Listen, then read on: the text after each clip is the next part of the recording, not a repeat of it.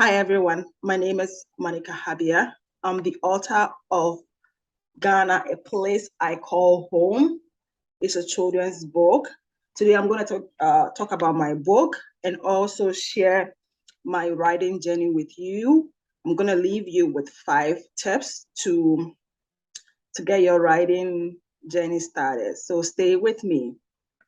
A little bit about me. So from my children's book, you can actually see that I'm from Ghana, originally from Ghana, but I currently live in Minnesota. This actually is not my first book. I co-authored a children's book as well. That was my first writing project with one of my mentors, Dr. Atika Taina. So this is actually my first solo book, and it's been amazing. So with my writing journey, like I said, this is my solo book. The concept came to me in 2019. So in 2019, the president of Ghana, Nana Akufo-Addo, declared the year as the year of return for all African diaspora to come back to their cultural root. So he extended an invitation to everybody to come to Ghana and learn more about the culture, learn about the connection we all have with Africa. So I happened to take some group to Ghana and help them navigate that process, went on tours with them. So we spent a total of 1 week in Ghana. And so I was like, okay, on this trip, there were no children. So how are we making sure that the story is being told to children as well, like for them to have the experience that all these adults had on this journey? So that was the idea, like, okay, I can write this journey into a book, and then especially a children's book, and they can also learn from that. So this is how the idea came. Now, so tip number 1, you have to have an idea of what you want to write. And it can come in different shapes and form. If you want to write, you will need to think throughout your everyday life. What do I want to write about? I know people who write about money. I know people who write about careers, STEM, people in sciences. So you have to know what you want to write about as actually the first step. Like, I want to write about a book, but what do I want to write about? So the ideas will come to you from different angles. Make sure you are writing them down if you're like me, so that you don't lose your thought. I am always writing my book, my ideas in my book. So I actually have some ideas written down as of now, probably for my next book. So that's how you gather your ideas. So in writing about your ideas, make sure you also research what does that look like. For me, I know I wanted to write a children's book because, like I said, I wanted to tell a story to children for them to also embark on this journey, right? So write about, do your research about what you want to write. And then, so in doing my research, I went through a lot of children's books just to have the concept, like, how do I want this book to look like? So I know that to tell the story, I need a lot of pictures. I need a lot of visuals because those children are going to go on the journey in the book, right? So they have to have the visuals to be able to tell, okay, this is what this look like. This is what how this is done in Ghana, right? So those were also very crucial for my project. So if you're going to write children's book, definitely need to look at that. Do your research, go through a lot of books. Oh, yeah, I like this concept. I want to do that. So something like that. It makes it much easier, in my opinion. Yeah, so if you get that first step done, now you have an idea. Now you get started with writing. So yeah, you're gonna write. Hopefully you get it for the first time, for some of us, multiple times, go back to it as much as possible. If you feel like, oh, I need to read this again, I need to rewrite this sentence again, do it. So just, yeah, you can see you can see your book being all in all forms, in all categories. Just write, and keep visiting until you get something that you think will do it. So and then most importantly, on the second point, make sure after you write and you are okay with it, make sure you actually develop it into pages or section, whichever way you want to go. So remember, we in the first steps, we did our research, right? So we know what we want our book to look like. So then now after you've written whatever, 10 pages, 20 pages, whatever it is, develop it into whether it's section pages, because you're gonna need that to, with the children's book, to have the illustration go with the pages, right? So yes, do that. Make sure you are developing it. That's how the book is going to come alive.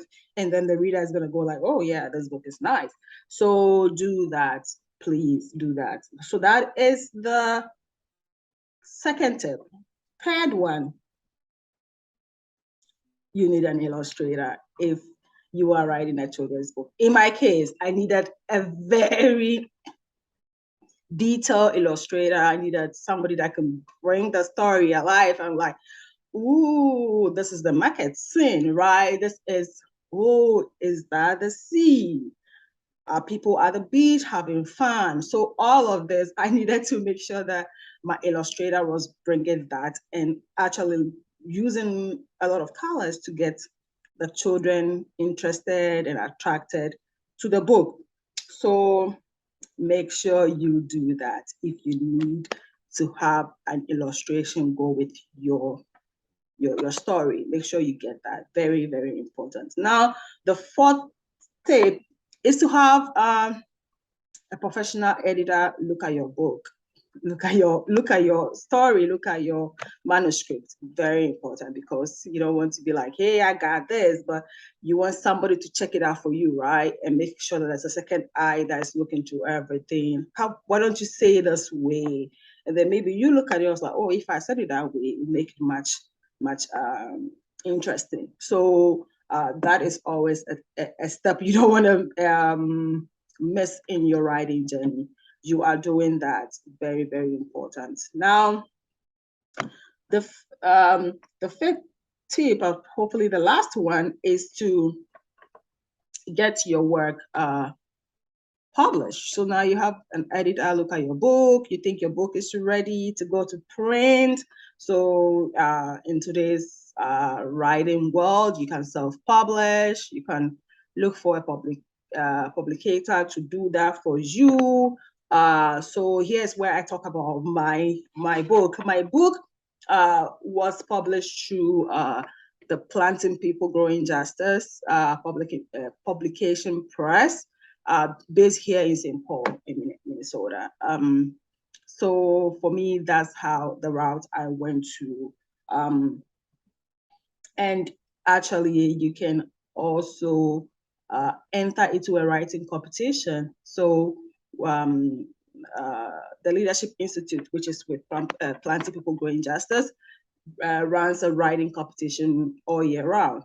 So if you go to their website, ppgjli.org, ppgjli.org, you can see, if you go to what we do, you can see all their writing competition, and you can submit your work, and hopefully if you get to win, you get your work published. So that is the route I took, and hopefully if you want to do that, by all means, check them out. But I also want to talk more about my book, right? So Ghana, a place I call home for someone who was born in Ghana. I think it was no-brainer that I love Ghana. Ghana is my home. Yeah, America and Minnesota is my second home, but Ghana is my birth country. So Ghana is my home, and I love all the cultures, everything from food to people to places. So Ghana is an African country, a West African country on the coast. So we have beautiful beaches. So if you love the beach, definitely take a trip down to Ghana.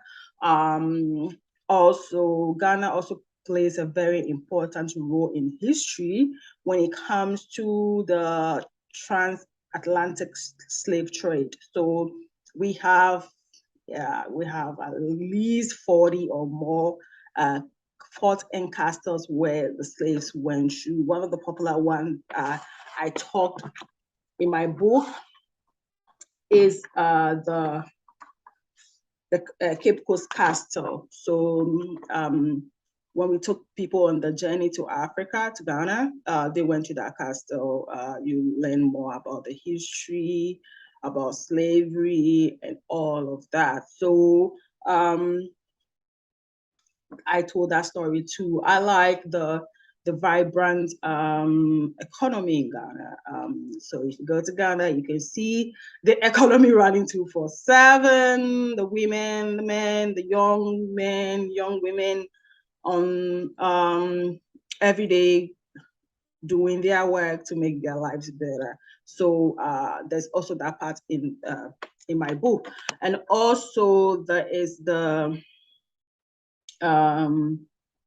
education bit, right? So there is school children going to school, making sure they are getting educated and having a better future. So writing and actually reading is one of the key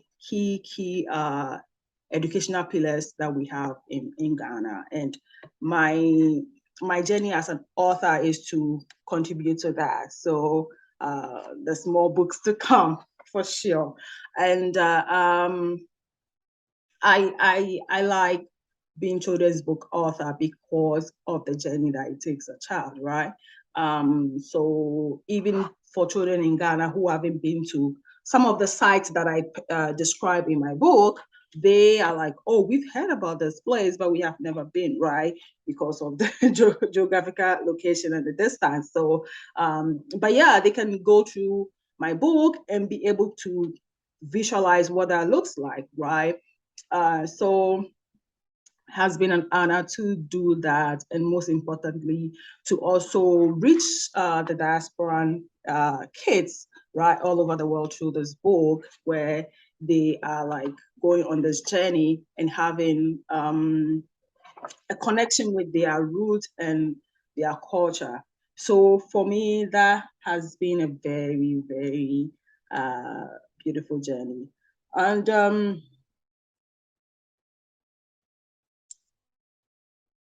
like I said, I have more books I want to write, more books. My goal is to really bridge that knowledge gap on Africa.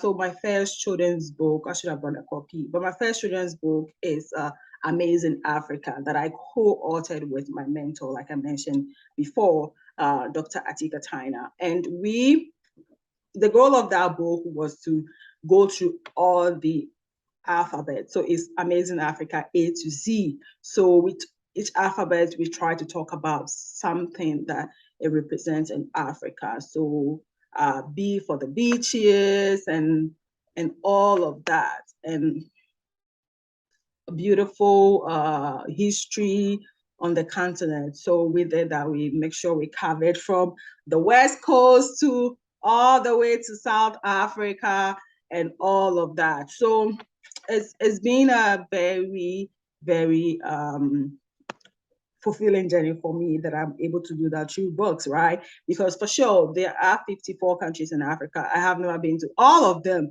but through books and visuals, I can feel like I have a connection. I can feel like I've been there, you know, and I know that. And the day I go there, I'll be able to recognize that, oh, this is what this book was trying to portray. So I think it's important that we all reach our kids through books that reaffirms their identity, their culture, and who they are. Because, like we always say, representation matters, and this case needs to see their images in books. So I know the last time I went to a school reading my book, there was a child who came to me. It's like, I'm from Ivory Coast. I'm like, oh, nice, you know, and it's because she identifies with the book.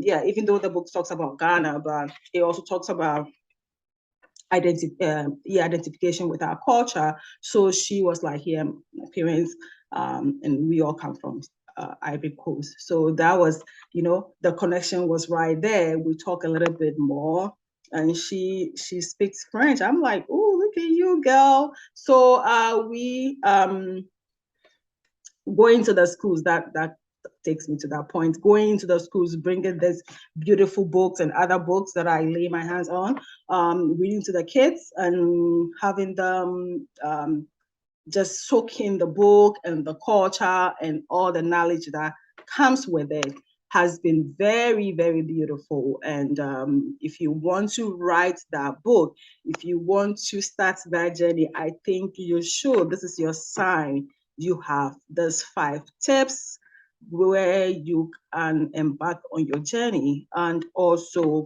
I'm going to share the tips one more time, but also please visit Planting People Growing Justice website. It's ppgjli.org, and see what we do. And hopefully you can participate in a writing competition and get your work published. So we do them year round, like I said. So yeah, let's go over the 5 tips for starting your writing journey. So the first one I talked about, making sure you have an idea of what you want to write about. Do your research. It doesn't have to be heavy. I don't know. It depends on you. But for me, I knew I wanted to write a journalist book. So I looked through all the books that I can lay my hands on. I'm like, okay, I like this because I want more illustration and less writing, so to speak. So I did that. Make sure you do that for your first step. It also helps you streamline everything. You might have 5 ideas, right? But if you write all of them down, you take them one by one and then expand on them. So please do that. Your second one is to write your manuscript, of course. Write out what you want your book to look like. And I think that the first step is to just write, and then make sure you are developing that into pages and sections. That is very, very helpful for the book publication. So your book is in print ready form, if I can put it that way. So yes, do that. And if you need an illustrator, so if you're writing an adult book that doesn't need illustration, then you don't go through the steps. But if you do need that for especially children's book, then you have to look for an illustrator. So many of them online, and then have them bring that vision alive. And to make it easier for the illustrator, for me, I did it with pages. So every page I'm like, draw or illustrate a market scene where women and men are interacting on a busy day in the market.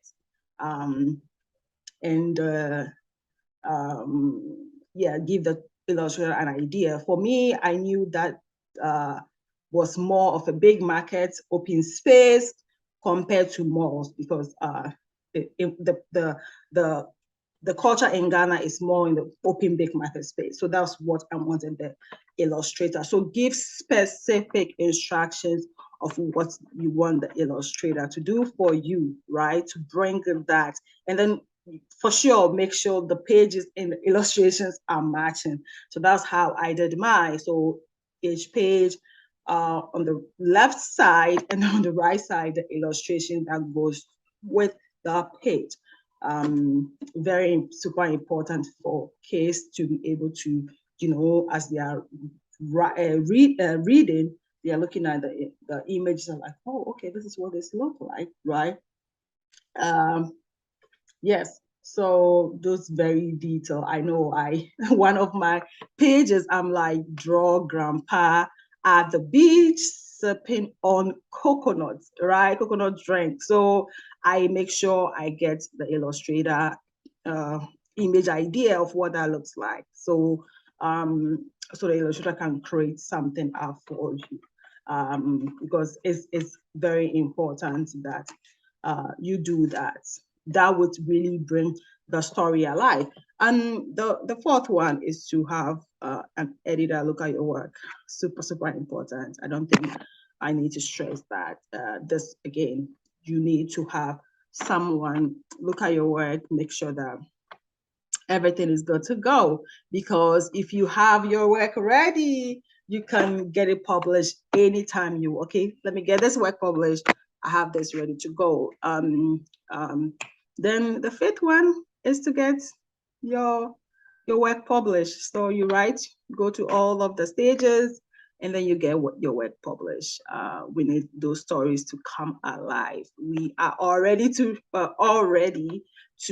read all the beautiful stories that we all have in our head, right?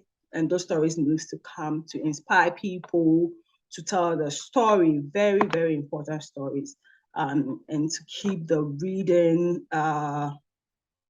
habits going and the writing habits going. So please get those work published.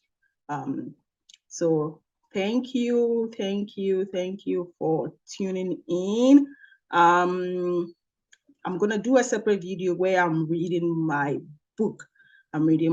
So please make sure you catch that video.